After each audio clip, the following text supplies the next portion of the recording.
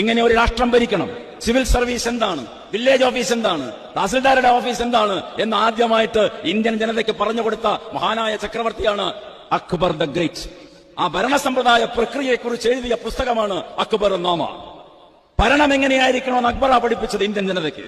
ഈ അധികാര വികേന്ദ്രീകരണം മുഴുവൻ മുസൽമാന്റെ സംഭാവനയാകും. അക്ബർ പറയും പണ്ഡിതന്മാരെ വിളിച്ച്, ഇന്ത്യയിൽ ലോക പാണ്ഡിത്യമുള്ള രാജ്യമാണ് ഇന്ത്യ, ലോകത്തിന് പരിചയപ്പെടുത്തി കൊടുക്കൂ ഈ ഗ്രന്ഥങ്ങളെ മുഴുവൻ. അബ്ദുൽ ഖാദർ ബൂദയാനി എന്ന് പറയുന്ന മഹാപണ്ഡിതൻ രാമായണം തർജ്ജമ ചെയ്തു പേർഷ്യൻ ഭാഷയിലേക്ക്, മഹാഭാരതം തർജ്ജമ ചെയ്യപ്പെട്ടു, ഭഗവത്ഗീത തർജ്ജമ ചെയ്തു, ഋഗ്വേദം തർജ്ജമ ചെയ്തു.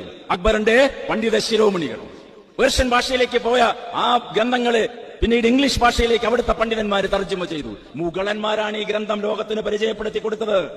ഇവര് പറയുന്നത് പോലെയല്ല. ഷാജഹാന്റെ മകൻ ദാറാ ഷിക്കോ, ലോക പണ്ഡിതൻ, ഷാജഹാൻ മകനെ വിളിച്ചു പറയും, നീ ഉപനിഷത്ത് തർജ്ജമ ചെയ്യേ, ലോകത്തിന്റെ ഏറ്റവും വലിയ വിജ്ഞാന ഗ്രന്ഥമാണ്.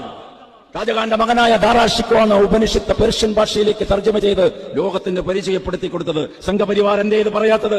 ചരിത്രം വളച്ചൊടിക്കുകയല്ലേ? മുഗളന്മാർ ഏറ്റവും വൃത്തികെട്ടവർ, പ്രാകൃതർ, കിരാത ഭരണത്തിന്റെ വക്താക്കൾ എന്നല്ലേ ഇവരെ ഇന്ത്യക്കാരോട് മുഴുവൻ പറയുന്നത്? അവർ രാജ്യത്തിനെ സാമ്പത്തികമായി മെച്ചപ്പെടുത്തി, സാമൂഹിക സമത്വം വരുത്തി, ഭരണഘടന സമ്പ്രദായത്തിനെ അധികാര വികേന്ദ്രണത്തിൽ അധിഷ്ഠിതമാക്കി.